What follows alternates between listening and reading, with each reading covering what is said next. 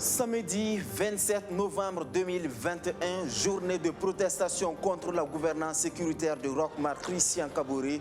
Les uns exigent sa démission du pouvoir, les autres appellent à des mesures fortes pour ramener la paix à Ouagadougou. La manifestation interdite a dégénéré. Les manifestants et les forces de l'ordre se sont affrontés. Le gaz lacrymogène a plu. Une partie de la mairie centrale a été vandalisée. Le siège de campagne du parti au pouvoir n'a pas été épargné. Des pneus brûlés sur plusieurs axes et la circulation prise en otage. Le point à Ouagadougou, mais aussi dans les autres villes du Burkina, dans ce journal. La plénière aura duré plus de 6 heures. 6 heures pendant lesquelles les ministres de la Défense et de la Sécurité ont répondu aux questions des députés sur la dégradation de la situation sécuritaire. La séance d'interpellation du gouvernement après l'attaque d'Inatan s'est finalement tenue ce 26 novembre. Nouveau blocage du très controversé convoi de l'armée française. Après la résistance des Burkinabés, le convoi au trajet perturbé depuis des jours a été bloqué dans un village au Niger. Tous les détails à suivre dans quelques instants. Voilà pour le sommaire de cette édition. Bonsoir à toutes et à tous. Merci de nous choisir. Jamais une marche n'a autant fait parler d'elle sous l'actuel pouvoir. La marche tant redoutée du 27 novembre a finalement eu lieu à l'appel du mouvement Sauvons le Burkina Faso après le drame d'Inata où 57 gendarmes ont été tués. Des populations sont descendues dans les rues. À Ouagadougou, la manifestation était interdite par la mairie de Ouagadougou. Les manifestants ont tout de même bravé les forces de l'ordre pour exiger la démission de Roch-Marc Christian Kaboré, mais aussi pour soutenir les forces de défense et de sécurité. Ces images ont été prises aux premières heures de la manifestation. Benjamin Kwame. Place de la Nation, ce samedi 27 novembre, l'entrée principale du lieu hermétiquement fermée. À tous les angles de l'espace, présence de la gendarmerie. Il est 7h30. Tout semble bien se passer. Les premiers responsables du mouvement Sauvons le Faso, qui revendiquent la démission du président du Faso, sont en négociation avec la gendarmerie pour tenter d'accéder au site. Car une décision de la mairie centrale de Ouagadougou interdit ce regroupement. On a donné notre demande d'autorisation. Ils ont refusé de prendre. On allait dire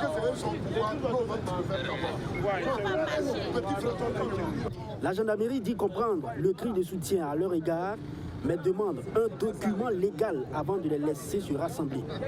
Droit dans leurs bottes, ils demandent aux manifestants de s'éloigner du site. Les pourparlers échouent. Et là, les esprits s'échauffent et on hausse le ton. Les gens sont à Ouagadougou, ils sont en train de boire la pierre. Vous êtes en train de mourir. Cette marche sera organisée et on va répondre aux attentes. Et le maire de Ouagadougou, il a refusé de réceptionner. Parce que c'est lui qui est au pouvoir. La clé de la ville de Ouagadougou nous appartient. C'est nous le peuple. Une accalmie. Il se retrouve à la place des cinéastes, pour certains, et d'autres devant la BCAO. D'un commun accord, les manifestants décident, à défaut de la place de la Nation, d'arpenter les rues et artères de la capitale. À peine qu'ils finissent d'échanger avec la gendarmerie, que plusieurs cargos de la police nationale surgissent en lançant des gaz lacrymogènes. C'est la débandade.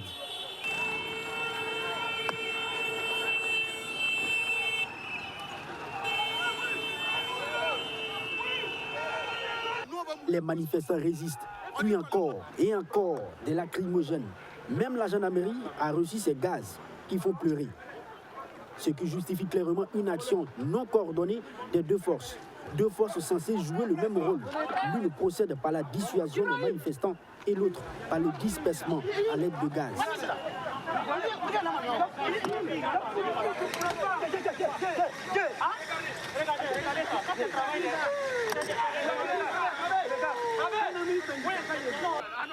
Malgré les tirs de sommation, les manifestants ne s'éloignent pas de ce qu'ils souhaitent. Le départ de Roch Kaboré, le président du Faso. Non, la police, on sait qui est la police au Burkina ici. La police, c'est pas la peine. Je sais de quoi tu vous parles. S'il faut, il peut m'arrêter. Si vous voulez là, tuez-nous. Tuez-nous, la gendarmerie n'a rien fait. La gendarmerie n'a même pas réagi. La gendarmerie n'a même pas réagi. Même sont là, ils nous couvrent. On est là. Demain et après-demain, aujourd'hui, toute la journée, on sera là. Monsieur Roch-Marc Christian Kaboré, tu ne peux plus nous intimider. L'heure n'est plus à l'heure de Blaise Compaoré. Aujourd'hui, on recule devant rien. On est patriote, on va mourir pour notre pays. Ça, ce n'est que du gaz. Et ce n'est pas l'Ukraine. La mobilisation est cassée. Certains rebroussent chemin. D'autres ne sont pas découragés. Ils annoncent rester dans les rues jusqu'à obtenir gain de cause. On ne peut pas admettre ça.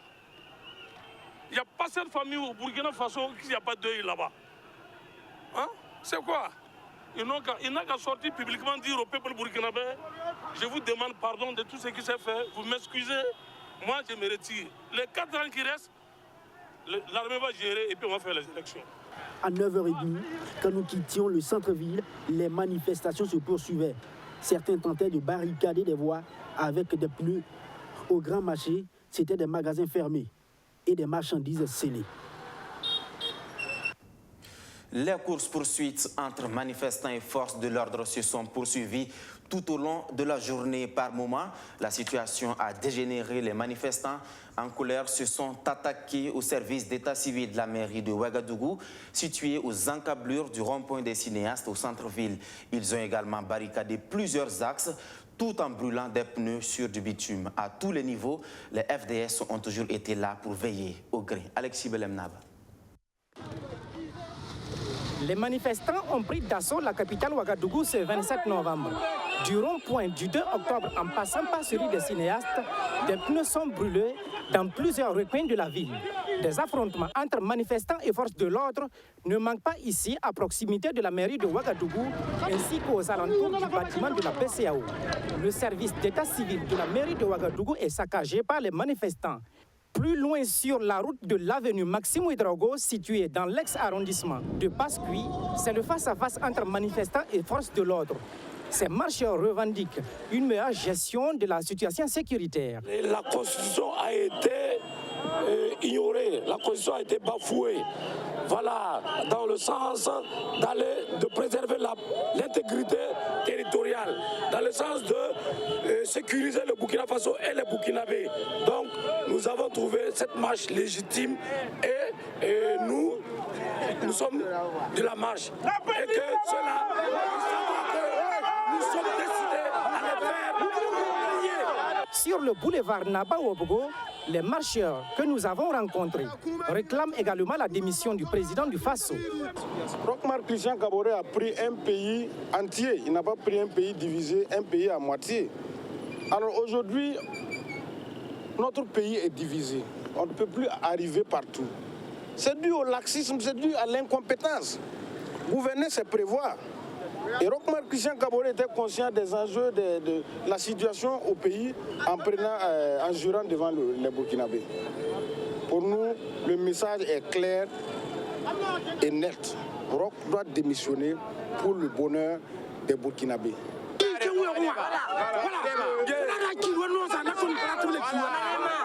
Jets de pierre et tirs de gaz lacrymogène ont rythmé cette journée au cours de laquelle un journaliste a été blessé. Les organisateurs annoncent également d'autres blessés et des arrestations. Et au titre des édifices pris pour cible, il y a le siège de campagne du MPP. Les locaux du parti au pouvoir ont été visités par les manifestants. Il y a eu plus de peur que de mal, nous dit Justin Amontou.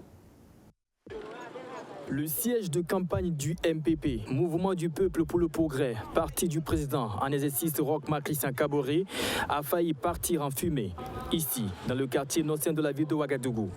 Sous la colère de certains manifestants, ce 27 novembre, ce siège du MPP est pris d'assaut et a subi quelques dégâts. S'ils sortent pour manifester, nous qu'on manifester. Mais brûler, nous on n'est pas d'accord. Il faut qu'on soit clair là-dessus.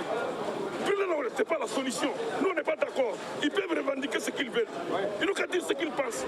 Mais brûler, on n'est pas d'accord.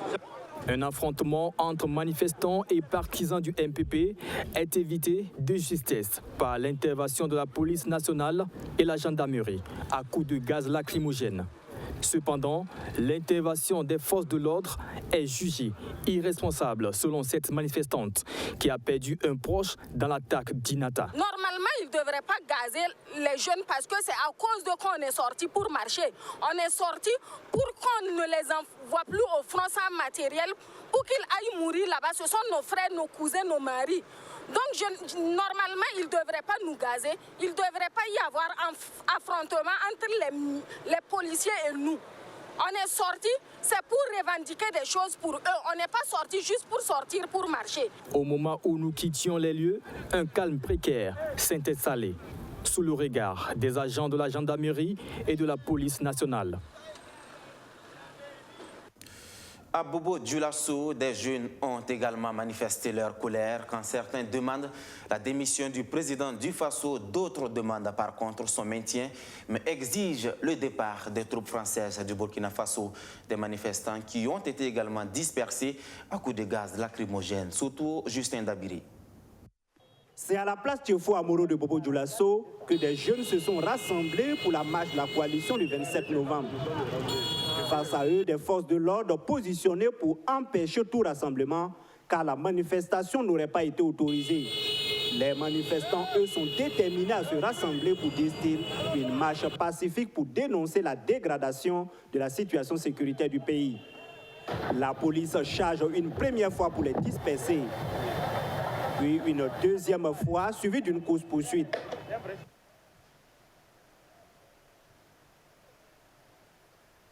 Nous avons appelé la population bobolaise, surtout la jeunesse, de se mobiliser ce matin pour une marche pacifique. Mais surprise vraiment par nos FDS, franchement dire les mots nous manquent parce qu'on a été déçus. Car nous, on est là ce matin, c'est pour les soutenir.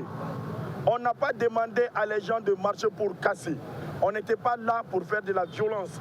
On était là, marcher pacifiquement, pour demander vraiment de l'amélioration pour la survie même de nos FDS qui sont au front, qui nous surveillent jour et nuit.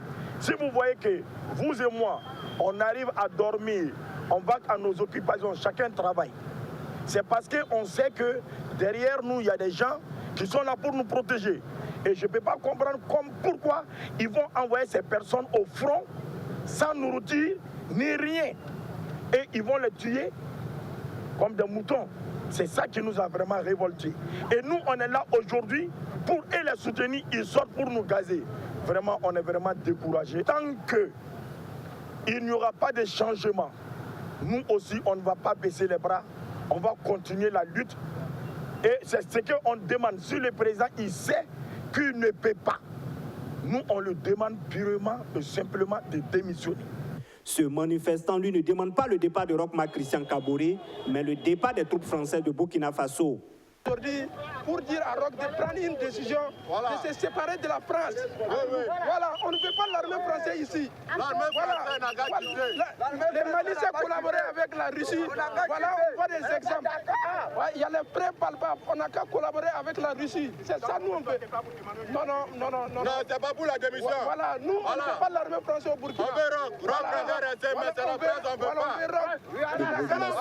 veut pas. Certains manifestants en moto sillonnaient les artères de la ville pour exiger la fermeture des lieux de commerce, notamment le grand marché de Bobo-Dioulasso. Aux dernières nouvelles, le marché central de Bobo-Dioulasso a été fermé. Au moment où nous quittions la place Tiofo Amoro, les courses-poursuites entre les manifestants et les forces de l'ordre étaient toujours en cours. Bobo-Dioulasso, mais aussi Banfora, Dori, Koudougou, Waïgouya, des populations ont répondu à l'appel de la coalition du 27 novembre. Il y a également des villes où la manifestation n'a pas eu lieu. Le point avec Amadou Diko.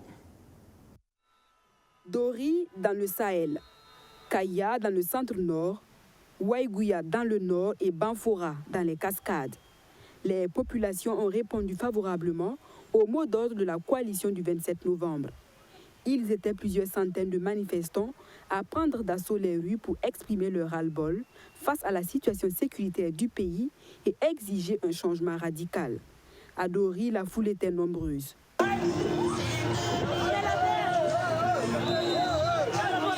À Banfora également, ils étaient mobilisés. Et puis son gouverneur, il y a la galère. On voit les cas. Toutes les choses sont difficiles.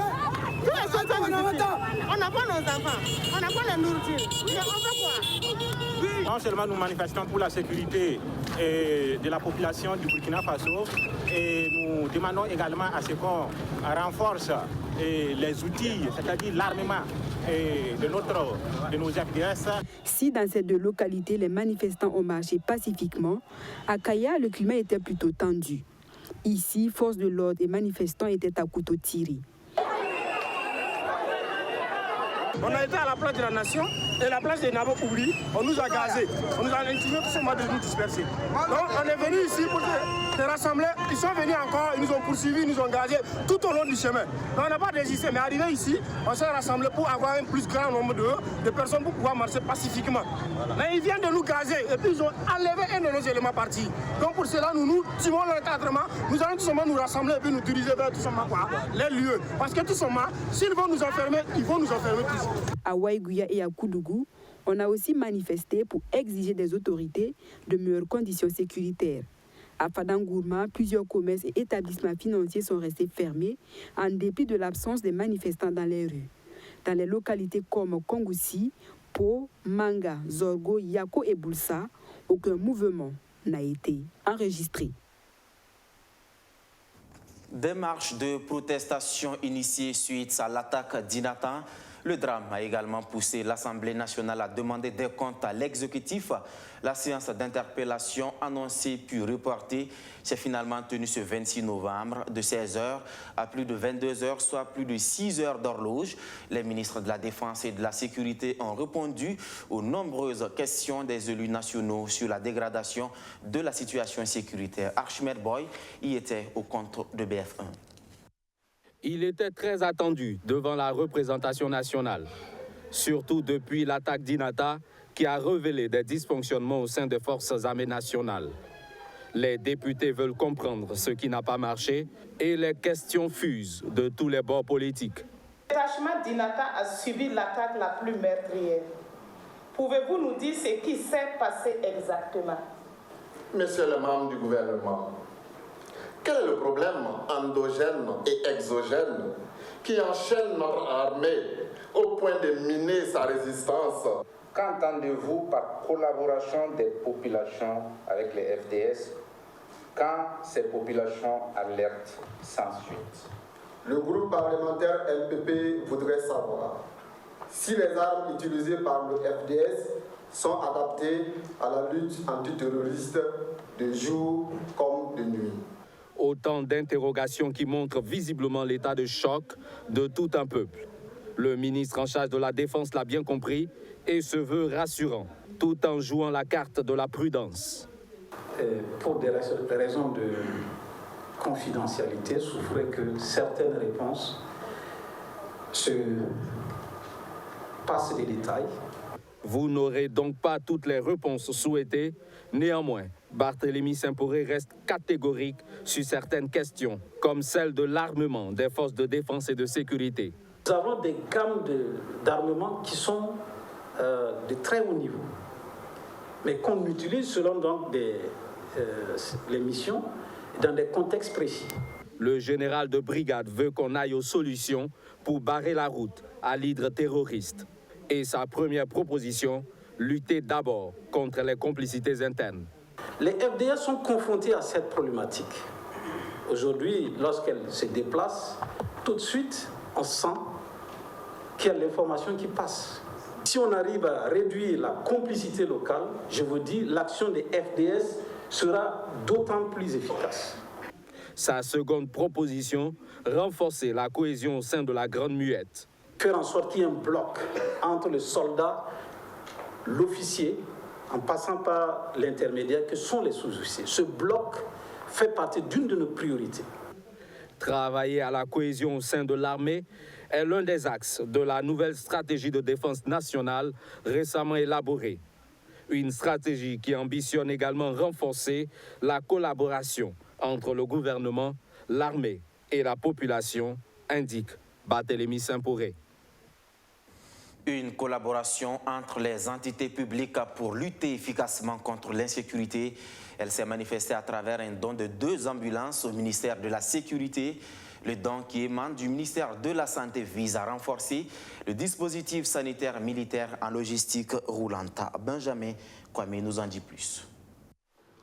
2 ambulances flambant neuves, à l'intérieur de l'oxygène, un dispositif de perfusion, un brancard, un système de ventilation, des trousses de premiers soins pour des sutures et même des aspirateurs. Bref, ce sont des ambulances médicalisées prêtes pour évacuer des blessés du front.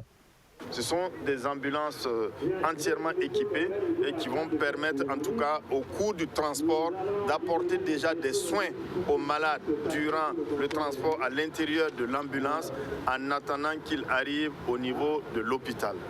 Maxime Koné, l'hérissoir, après avoir émis le souhait à l'occasion de la visite du président de l'Assemblée nationale et les membres du gouvernement le vendredi dernier aux blessés de l'attaque d'Inata. Charlemagne Ouedraogo exprime ce geste de solidarité avec son collègue pour renforcer le dispositif sanitaire militaire. Il y a un certain nombre de besoins qui ont été exprimés pour renforcer les capacités du dispositif sanitaire militaire. Et parmi ces besoins figurait donc la logistique roulante. C'est ainsi que, dans un élan de solidarité gouvernementale, le ministère de la Santé a décidé d'apporter un soutien à travers donc ce don de 2 ambulances que nous avons acquis grâce à l'accompagnement de la Banque africaine de développement. En moins d'une semaine, cette demande a été effective. L'une des ambulances ira à la direction de la police nationale et l'autre à la gendarmerie. Maxime Koné salue la réactivité dont a fait montre Charlemagne Ouedraogo. Ces 2 ambulances vont venir renforcer nos structures de santé et qui va permettre de prendre en charge rapidement les blessés.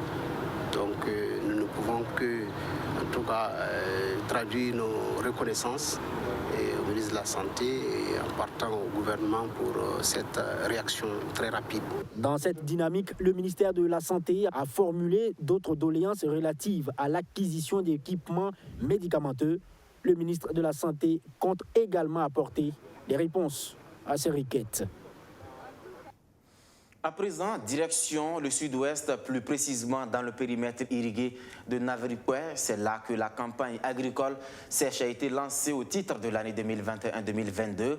Cette année, ce sont 7,3 millions de tonnes de production maraîchère et 125 000 tonnes de production céréalière qui sont attendues. Maxime Ilboudou. Le barrage de Navripoué dans le sud-ouest ouvre ses vannes aux maraîchers, marquant ainsi le lancement officiel de la campagne agricole sèche 2021-2022.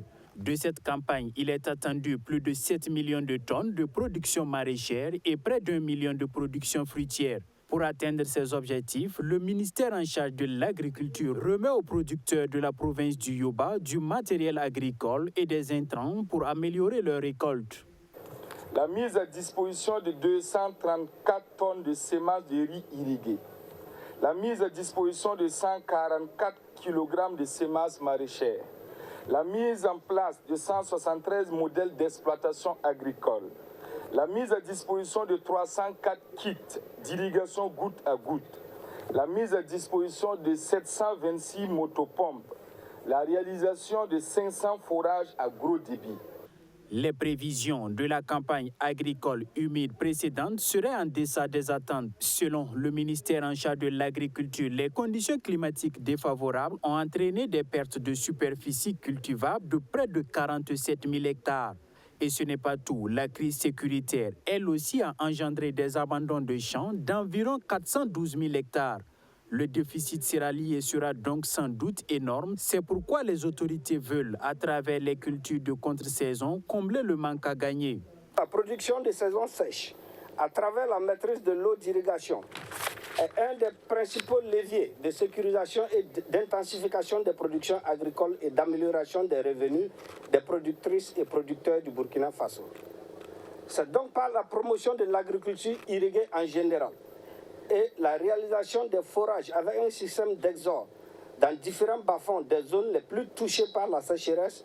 Dans cette même lancée, l'Organisation des Nations Unies pour l'alimentation et l'agriculture FAO s'engage à apporter son assistance technique et financière au gouvernement burkinabé pour l'atteinte de ses objectifs. Elle met l'accent sur la gestion des eaux souterraines au profit de la production végétale. La FAO mettra à la disposition des productrices et des producteurs des intrants agricoles, semences, boutures, fertilisants organiques et minéraux, matériaux et équipements agricoles, des aménagements des sites de production hors sol, sous serre et la mise en valeur de 24 hectares de sites maraîchers pour un coût total de près de 1 milliard de francs CFA. Les producteurs ont par ailleurs sollicité l'accompagnement du ministère en charge de l'agriculture pour la réalisation d'aires de séchage et la construction de magasins de stockage. L'agriculture qui constitue justement une source importante d'émissions de gaz à effet de serre, de quoi contribuer à dégrader l'environnement. En face, il y a des acteurs qui s'organisent pour plus d'actions en faveur de l'environnement.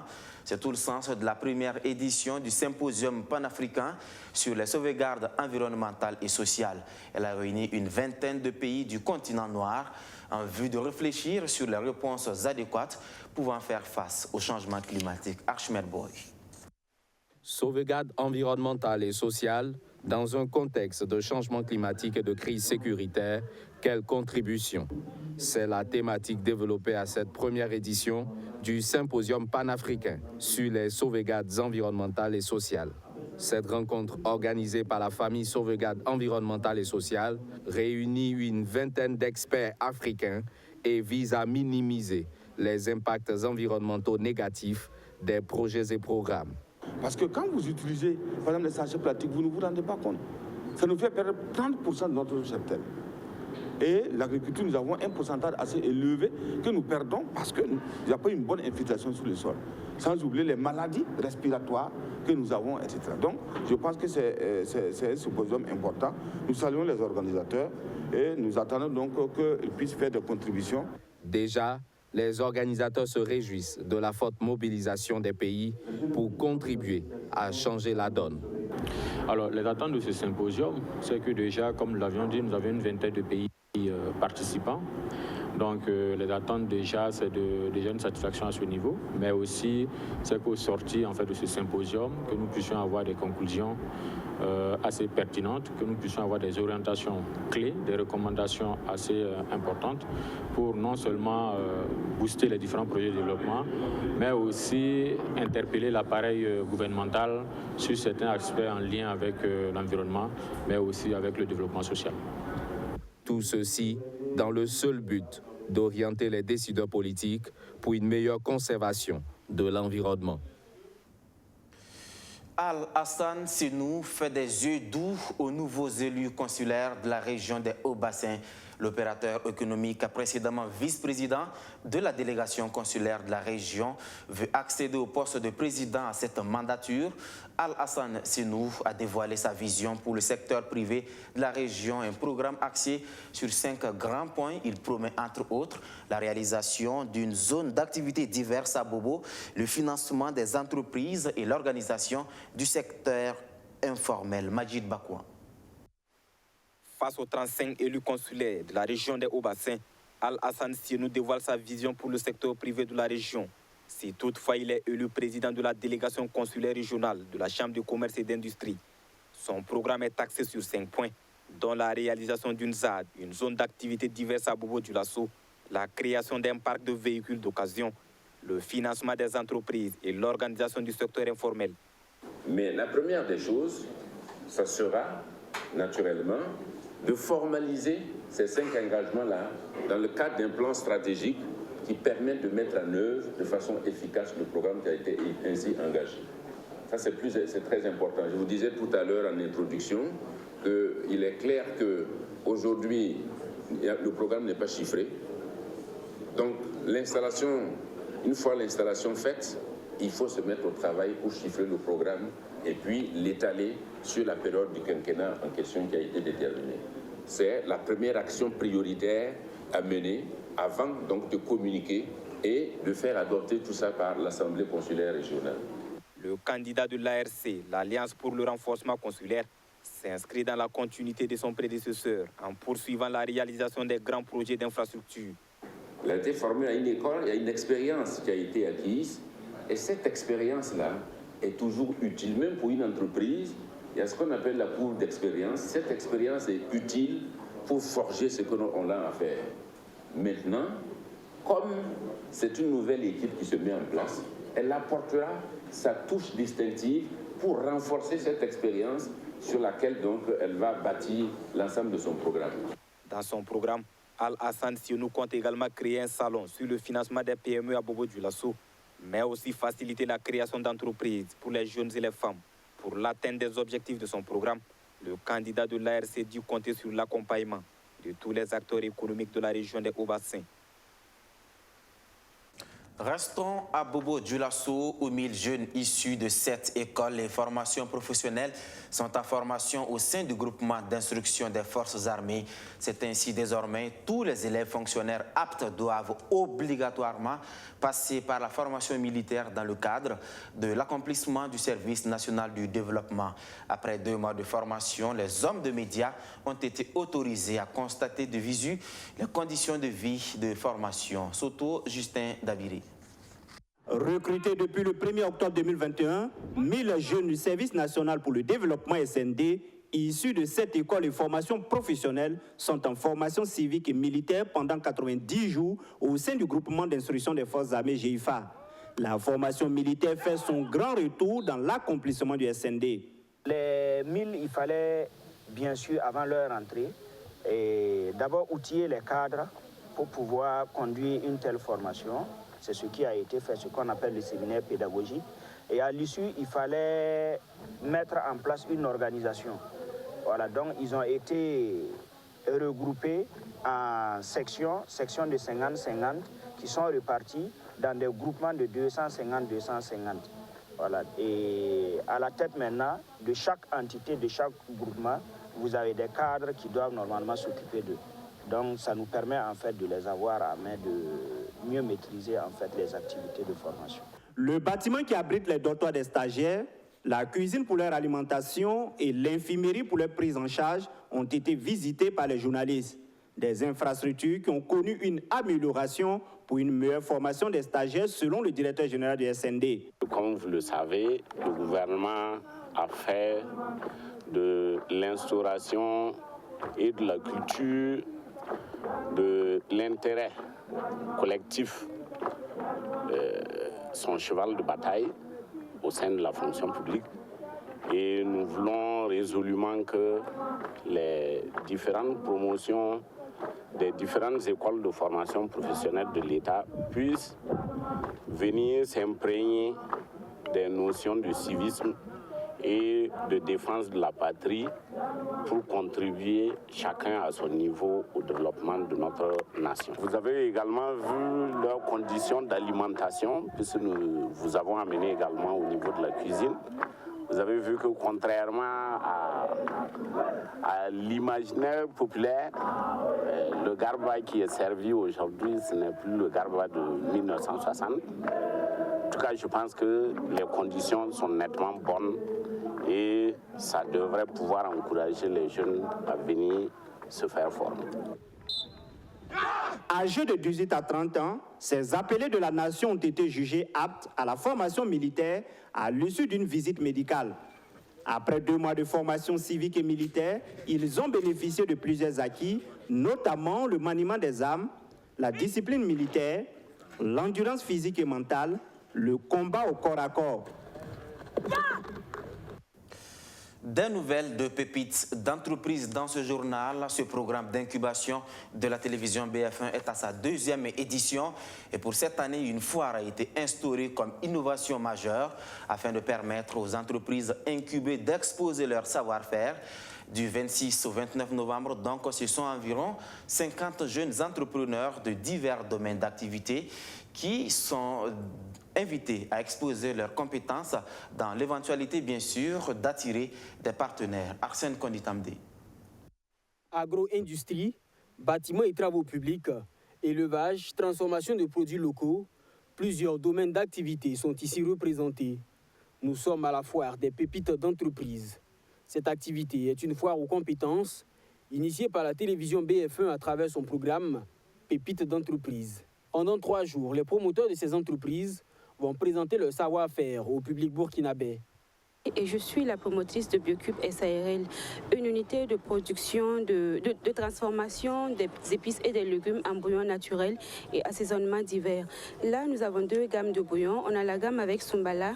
Ici, par exemple, vous avez un bouillon de bœuf sans Sumbala. Il y a aussi bouillon de crevettes sans Sumbala, bouillon de poulet, bouillon de de poissons sans Soumbala. Ça, c'est la gamme sans Soumbala. Il y a aussi la gamme avec Soumbala. Petite entreprise a rassemblé un ensemble de rêves, un ensemble de jeunes entrepreneurs qui ont l'ambition, la faible ambition de ne pas être attentifs, les créateurs de valeur. On a souhaité les accompagner, les outiller dans ce grand projet en s'associant à de nombreux partenaires. Pour les partenaires, Pépites d'entreprise est une initiative qui répond aux attentes des autorités du pays. C'est un programme qui permet l'incubation de divers projets des jeunes afin d'obtenir des financements et faire croître leur business. Donc vous occupez le cœur même du financement des entreprises. Il faut que nous puissions, à travers, vous êtes déjà un bébé de 2 ans, vous avez déjà de longs temps. Et ça, je crois que c'est à mettre à votre actif. Le Fonds burkinabé, comme l'AFPPME, nous tiendrons toujours à vos côtés. Et pas seulement à travers ma modeste personne, mais à travers la structure même du Fonds burkinabé. Parce que dans les jours à venir, à moyen terme, ce sont ceux qui seront incubés, qui seront financés. Pépites d'entreprise est à sa 2e édition et la foire est l'innovation majeure cette année. Elle se tient sur 3 jours et réunit une 50aine de participants issus des 2 saisons. Je vous le disais en titre, après le Burkina Faso, le très controversé convoi de l'armée française se heurte à des manifestations au Niger. Les soldats français ont dû effectuer des tirs de sommation afin d'avoir le trajet libre. Le convoi militaire de la force française Barkhane, de nouveau freiné dans sa traversée par un millier de manifestants. Pneus en travers des routes, départ de feu, barrage humain, les militaires français restent bloqués à Terra pendant près de 5 heures. Présentes sur place, les forces de sécurité nigériennes tentent de maintenir les manifestants à distance à coups de gaz lacrymogène. Selon l'armée française, plusieurs camions du convoi auraient été pris pour cible. Des individus auraient même tenté de s'en emparer. Sur les réseaux sociaux, l'armée française est accusée de tirer sur la foule. De fausses informations selon le porte-parole de l'état-major français, joint par téléphone. Il confirme toutefois des tirs de sommation des gendarmes nigériens et des soldats français pour sécuriser le convoi. Depuis son départ de Côte d'Ivoire vers Gao au Mali, le trajet du convoi français est semé d'embûches. Dès son entrée sur le territoire burkinabé, il est ralenti à Bobo-Dioulasso, à Ouagadougou, puis à Kaya. Là, des manifestants se mobilisent. Relayés par les réseaux sociaux, ils accusent les forces françaises de transporter des armes pour les groupes djihadistes qui terrorisent la région. À Kaya, 4 manifestants ont été blessés. Les circonstances sont toujours indéterminées. Jeudi, le convoi avait finalement pu quitter le pays pour entrer au Niger, avant d'y être à nouveau bloqué ce samedi. Dans ce contexte anti-français, le président nigérien Mohamed Bazoum a exprimé sa reconnaissance envers la France et apporté son soutien à l'armée française. Nous sommes dans une relation normale avec la France. De tous les pays qui sont engagés à nos côtés dans la lutte contre le terrorisme, aujourd'hui, la France est le pays qui consent le plus de sacrifices. Le convoi a finalement pu quitter Terra à la mi-journée. Il a repris sa progression vers Gao.